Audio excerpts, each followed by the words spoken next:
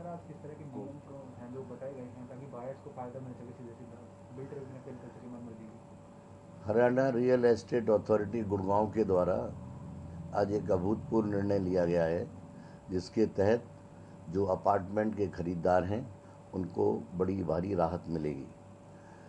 प्राय ये देखने में आया है कि बिल्डर्स कंस्ट्रक्शन लोन जब वित्तीय संस्थाओं से लेते हैं तो वो फाइनेंशियल इंस्टीट्यूशन को उस प्रोजेक्ट की ज़मीन, उस प्रोजेक्ट से बनने वाले जो अपार्टमेंट्स हैं वो, और जो राशि एलओटियों से किस्त के रूप में आती है उस सभी को मॉर्टगेज कर देते हैं। और यदि वो लोन नहीं चुका पाते हैं समय पर या डिफ़ॉल्ट कर जाते हैं, ऐसी स्थिति में जो लैंडिंग इंस्टीट्यूशन है, जो वित्तीय संस्थान है या जो बैंक है, वो उस ज़मीन को, जो बनी हुई रियल एस्टेट है, जो अपार्टमेंट्स हैं उनको, और उस बैंक खाते में जिसमें कि उनकी किस्तें जमा कराई जा रही हैं एलओटियों के द्वारा, उस सब को वो मॉर्टगेज होने के कारण टेक ओवर कर लेता है। और जब वो टेक ओवर करता है, ऐसी स्थिति में जो फ्लैट्स के खरीदार हैं, जिन्होंने अपनी मेहनत की कमाई को जमा कराया हुआ है बिल्डर के पास, वो बड़ी अनिश्चितता के दौर से गुजरते हैं। उन्हें बड़ी पीड़ा होती है, उन्हें ये नहीं मालूम कि उनके पैसे का क्या होगा, क्योंकि सारी की सारी जो प्रॉपर्टी है वो तो बैंक के द्वारा अधिकृत की जा चुकी है। और बैंक जब उसे टेक ओवर कर लेता है तो उन्हें ये नहीं मालूम पड़ता है एलओटीज़ को कि अब उनको रियल एस्टेट जो जिसके लिए उन्होंने अपनी बुकिंग कराई थी, जो अपना पैसा दिया था, वो मिलेगी या नहीं मिलेगी, मिलेगी तो कब मिलेगी, उनके पैसे का क्या होगा। इस प्रकार की समस्याएं आती हैं। हाल ही में एक ऐसा मामला हुआ जहां सोना में एक डेवलपर के द्वारा इसी प्रकार से ज़मीन को मॉर्टगेज किया गया था, जो रियल एस्टेट बनी है उसको मॉर्टगेज किया गया था, और एलओटीज़ के द्वारा जिन लोगों ने बुकिंग कराई है और जिसकी किस्तें जमा होनी थी, उन सभी जो प्राप्तियां थीं उन प्राप्तियों को मॉर्टगेज किया गया था। ऐसी स्थिति में जब वो डिफ़ॉल्ट कर गया प्रमोटर, तो वित्तीय संस्थान द्वारा, बैंक द्वारा उस सारी की सारी जो प्रोजेक्ट है उसको टेक ओवर कर लिया गया। जब वो प्रोजेक्ट टेक ओवर कर लिया वित्तीय संस्थान ने, उन्होंने तो संस्थान ने इसलिए वित्तीय उसको टेक ओवर किया है कि वो उसके माध्यम से अपनी ऋण की वसूली करना चाहते हैं। लेकिन सरफेसी एक्ट में एक यह भी प्रावधान है कि वो सारे जो असेट्स एंड लाइबिलिटीज़ हैं उन सबको डिस्क्लोज करेगा यदि बैंक या वित्तीय संस्थान सरफेसी एक्ट के तहत उसको किसी थर्ड पार्टी को ऑक्शन करता है। तो यानी थर्ड पार्टी को जब ऑक्शन करेगा तो थर्ड पार्टी को ये मालूम होना चाहिए कि इस प्रोजेक्ट पर क्या लाइबिलिटीज़ हैं, इस प्रोजेक्ट पर एलओटीज़ ने कितना पैसा दिया हुआ है, एलओटीज़ के प्रति जो ओरिजिनल प्रमोटर था उसकी क्या लाइबिलिटीज़ थी, क्या ऑब्लिगेशंस थे, और वो सारे ऑब्लिगेशंस और लाइबिलिटीज़ जो फाइनल जो थर्ड पार्टी जो प्रमोटर जो कि उसको प्रोजेक्ट को खरीदेगा वित्तीय संस्थान से, उसको मालूम होने चाहिए, क्योंकि वो उनको पूरा करने के लिए जिम्मेदार होगा। चूँकि वित्तीय संस्थान जिन जो ऋण देते हैं और वो सारी सारी जो प्रॉपर्टी को मॉर्टगेज कर लेते हैं, जब उसको टेक ओवर करते हैं तो वो असाइनी के रोल में आ जाते हैं। तो Haryana real estate regulatory authority Gurgaon द्वारा यह धारित किया गया है कि जो वित्तीय संस्थान मॉर्टगेज प्रॉपर्टी किए जाने के कारण, ज़मीन मॉर्टगेज किए जाने के कारण, रियल एस्टेट मॉर्टगेज किए जाने के कारण, सारी रिसीट्स जो हैं प्रोजेक्ट की उनको मॉर्टगेज किए जाने के कारण, डिफ़ॉल्ट की स्थिति में जब प्रोजेक्ट को टेक ओवर करते हैं तो वो प्रमोटर के जो पुराना प्रमोटर है उसके स्थान पर आ जाएंगे और वो प्रमोटर कहलाएंगे। क्योंकि जो नया ये कानून है real estate regulation and development act, ये एक्ट न केवल प्रमोटर को बल्कि प्रमोटर के असाइनी को भी प्रमोटर डिक्लेयर करता है। तो ऐसी स्थिति में वित्तीय संस्थानों के जो लोन हैं, वित्तीय संस्थानों की जो उन्होंने प्रमोटर ने जो उसके प्रति जो देनदारियां हैं वित्तीय संस्थान के प्रति, वो, और जो एलओटीज़ के हित हैं, एलओटीज़ के हित सबऑर्डिनेट नहीं हो सकते। एलओटीज़ के हित यदि कोई प्रॉपर्टी इस कानून के आने के बाद 3 मेजर परिवर्तन आए हैं। एक तो पहली चीज़ तो क्या है कि बिल्डर बायर एग्रीमेंट होने के बाद कोई भी प्रॉपर्टी मॉर्टगेज नहीं की जा सकती। जो एलओटी का जो यूनिट है, चाहे उसका फ्लैट हो, चाहे प्लॉट हो, चाहे वो अपार्टमेंट हो, उसको मॉर्टगेज नहीं किया जा सकता। और यदि मॉर्टगेज किया भी गया है तो एलओटी के अधिकारों पर इससे कोई फ़र्क नहीं पड़ेगा, यानी एलओटी के अधिकार सुरक्षित रहेंगे। और देनदारी की जो जिम्मेदारी है वो प्रमोटर जिसने लोन लिया है उसी की वित्तीय संस्थानों के प्रति बनी रहेगी। यानी पहली चीज़, इस निर्णय के माध्यम से जो पहली बार ये धारित किया गया है कि वित्तीय संस्थान भी जिनके पास प्रॉपर्टी मॉर्टगेज्ड है और उसे टेक ओवर करते हैं तो वो भी प्रमोटर की श्रेणी में आएंगे और उनकी वो सारी जिम्मेदारियां होंगी जो जिम्मेदारियां ओरिजिनल प्रमोटर की थी। और यदि वो वित्तीय संस्थान उसको ऑक्शन करके बेचना चाहते हैं तो वो सारे एसेट्स और लाइबिलिटीज़ उस प्रोजेक्ट की डिक्लेयर करेंगे, रियल एस्टेट रेगुलेटरी अथॉरिटी से उसकी परमिशन लेंगे और उसके बाद वो उसको ऑक्शन कर सकते हैं। इस निर्णय में यह नहीं है कि सर्फेसी एक्ट के तहत वित्तीय संस्थानों को जो अधिकार प्राप्त उन अधिकारों पर किसी प्रकार का यानी कमी की गई है या उनमें किसी चोट की है। केवल यानी हम भी चाहते हैं कि जो वित्तीय संस्थान हैं उनमें भी पब्लिक मनी लगी हुई है और उनकी रिकवरी भी होनी चाहिए। लेकिन वित्तीय संस्थान यह देखें कि नया कानून आने के बाद जो प्राप्तियां हैं एलओटी से वो 70% प्राप्तियां एक अलग अकाउंट में जाती हैं जो हरेरा या रेरा सेपरेट अकाउंट कहलाता है और उसमें से खर्चा केवल लैंड कॉस्ट और कंस्ट्रक्शन कॉस्ट के लिए किया सकता है। तो जो अब तक ये चला आया था इस कानून के आने से पहले कि सारी की सारी प्राप्तियां बैंक को मॉर्टगेज हो जाती थी, वो अब नहीं हो सकता। 70% प्राप्तियां जो हैं वो रेरा के सेपरेट अकाउंट में जाएंगी और जो कंस्ट्रक्शन पर ही खर्च होंगी ताकि प्रोजेक्ट पूरा हो सके। दूसरी जो चीज़ होती थी कि उसकी जो भी किस्तें हैं वो भी मॉर्टगेज हो गई, रियल एस्टेट भी मॉर्टगेज कर दी उन्होंने और ज़मीनी मॉर्टगेज कर दी। तो इस प्रकार से सारी की सारी मॉर्टगेज करके जो है ना कि जब कोई भी नया एलओटी आएगा, जब भी किसी बिल्डर बाय एग्रीमेंट होगा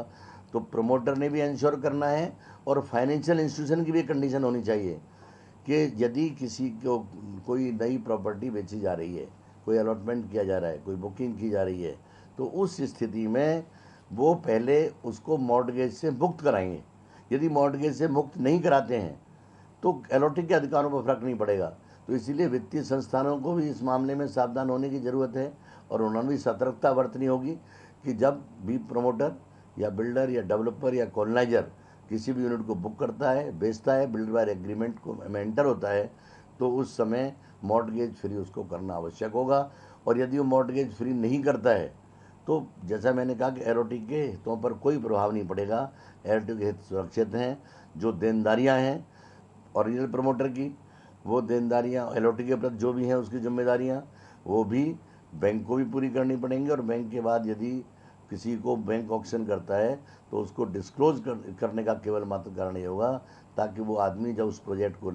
खरीदे बैंक से तो उस खरीदते समय उसे ये मालूम हो कि ये प्रोजेक्ट जो खरीद रहा है वो इन जिम्मेदारियों के साथ है। एलओटी के बाद उसकी ये जिम्मेदारियाँ हैं, प्रोजेक्ट या तो उसे पूरा करना है या एलओटी ने जो पैसा भी जमा कराया है उसे ब्याज सहित उसे वापस कर देना है। तो ये अपने आप में एक ऐसा फैसला है जो समयानुकूल आवश्यक था। बहुत सारे एलओटी अनिश्चितता की स्थिति में थे और एक पीड़ादायक स्थिति में थे कि उन्हें ये नहीं मालूम था कि बैंक के टेक ओवर करने की स्थिति में उन्हें उनकी प्रॉपर्टी मिलेगी या नहीं मिलेगी, उनके पैसे का क्या होगा।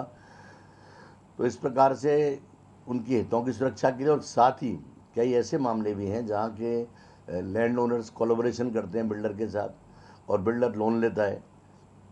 एलओटीज़ को बेचता है और जब लोन की किस्तें न चुका पाने के कारण, डिफ़ॉल्टर हो जाने के कारण वो ज़मीन और प्रोजेक्ट जब बैंक टेक ओवर कर लेता है तो बेचारा जो लैंड ओनर है उसने तो अपनी ज़मीन प्रोजेक्ट के लिए दी है, उसका कोई कसूर नहीं है, उसकी ज़मीन भी चली जाती है और उसके हाथ में कुछ नहीं आता क्योंकि प्रमोटर जब लोन नहीं चुका पाता है तो वित्तीय संस्थान उस सारी चीज़ को टेक ओवर करके ऑक्शन कर देता है। लेकिन अब ऑक्शन करने से पहले असेट्स एंड लाइबिलिटीज़ की लिस्ट बनेगी, रेरा उसे देखेगी और रेरा फिर ही ऑक्शन के लिए उन्हें अलाउ करेगी ताकि जो थर्ड पार्टी जो खरीद रही है वो ये समझे कि वो ये खरीदारी जो कर रही है वो इन जिम्मेदारियों के साथ है और वो जिम्मेदारियां उसे पूर्ण करनी पड़ेंगी।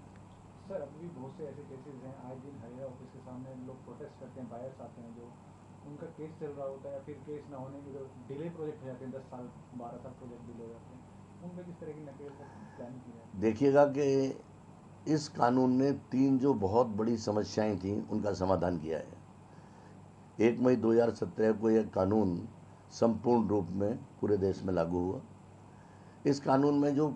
खास बात है, खास बात यह है कि पहले एलओटीज को जो समय दिया जाता था कि समय पर इस प्रोजेक्ट को हम पूरा करके और आपको आपकी जो यूनिट है उसका पोजीशन दे देंगे, उसमें 5 साल ही नहीं 10 साल 15 साल तक का भी डिले है। ये जो क्रिमिनल डिले है, एलओटी ने जो अपनी हार्ड अर्न मनी, जो पैसा अपना उस प्रोजेक्ट में लगा दिया इस आशा के साथ कि उसको जो अपने सपनों का घर है या जो उसको अपनी कॉमर्शियल यूनिट है या जो कोई प्लॉट है वो उसको जो बिल्डर ने प्रॉमिस किया उसके अनुरूप मिल जाएगा। जब उसके अनुरूप उसे नहीं मिलता और कई कई वर्षों की जब डिले हो जाती है, विलम्ब हो जाता है, तो वो व्यक्ति इतना ज़्यादा मानसिक उसे असंतोष होता है, इस प्रकार की पीड़ा से गुजरता है कि उसकी जब हार्ड अर्न मनी उस प्रोजेक्ट में लग गई और उसे ये नहीं मालूम कि उसके पैसे का क्या होगा, उसे अपनी जो प्रॉपर्टी जो उसने बुक की है वो प्रॉपर्टी कब मिलेगी और यदि मिलेगी या नहीं मिलेगी। तो इस चीज़ को प्रभावी तौर पर रोकने के लिए इस नए कानून में ये प्रबंध किया गया है कि प्रमोटर डिक्लेयर करेगा कि किस तारीख तक उसने प्रोजेक्ट को पूरा करना है, उसने कब यूनिट्स का पोजीशन एलओटी को देना है, और न दे पाने की स्थिति में उस नियत तारीख को न दे पाने की स्थिति में, जिसका बिल्डर बायर एग्रीमेंट में भी जिक्र होगा, यदि वो एलओटी उस प्रोजेक्ट में रहना चाहता है, उसको लगता है कि निकट भविष्य में उसे वो प्रॉपर्टी मिल सकती है, तो जो पैसा उसने जमा कराया हुआ था उस तारीख को, जिस तारीख को उसे ड्यू डेट थी पोजीशन की, जो कि बिल्डर ने उसे प्रॉमिस की थी इस तारीख तक मैं आपको दे दूंगा, तो उस तारीख को जो उसका पैसा जमा था उस पैसे पर उसको तब तक ब्याज मिलता रहेगा एक निर्धारित दर पर, जब तक कि वो एक्चुअल उसको बिल्डर पोजीशन नहीं दे देता।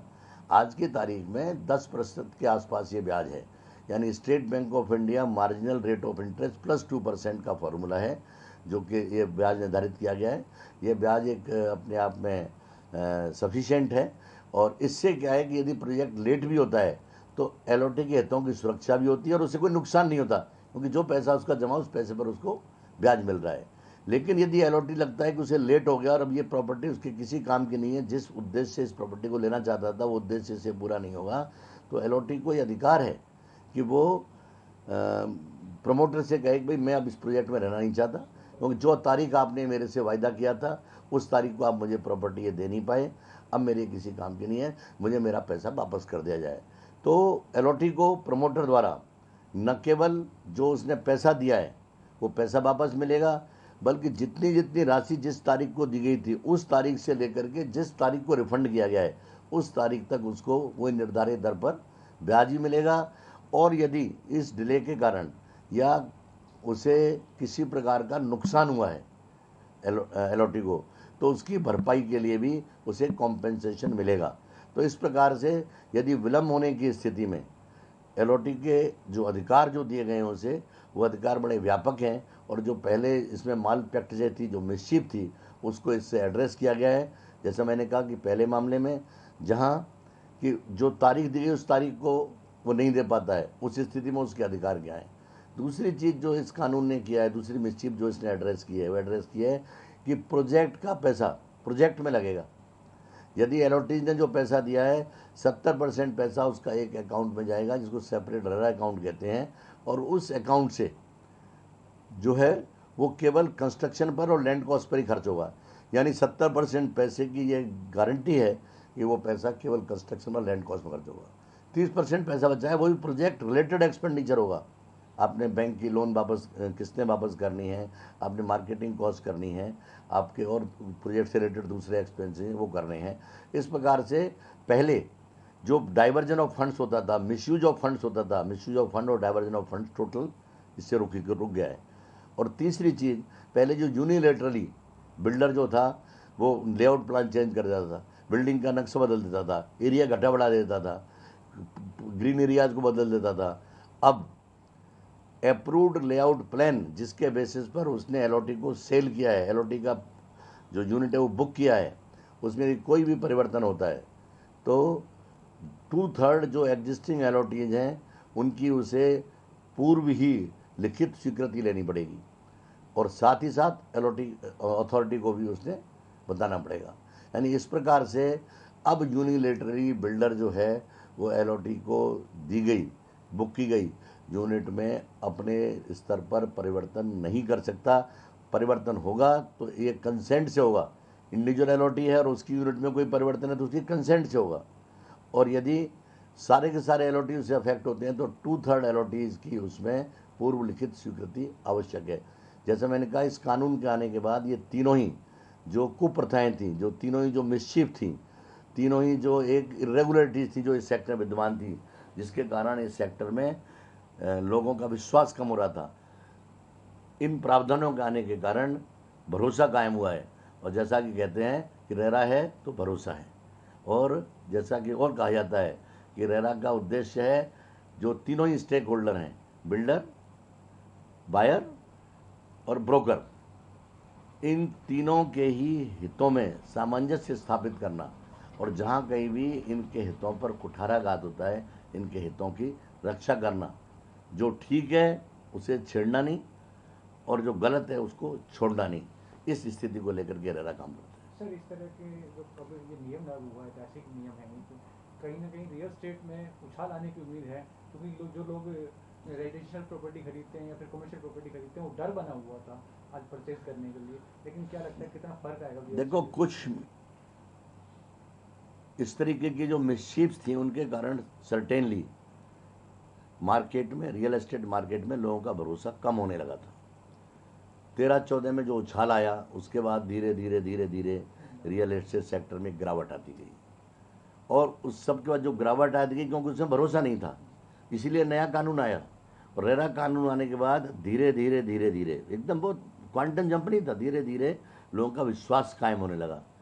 बैंक भी जब लोन देने लगे तो रेरा का रजिस्ट्रेशन देखने लगे। बायर जब खरीदता है, रेरा का रजिस्ट्रेशन आवश्यक है। बिना रेरा के रजिस्ट्रेशन के न वो बेच सकता है, न वो बुक कर सकता है, न वो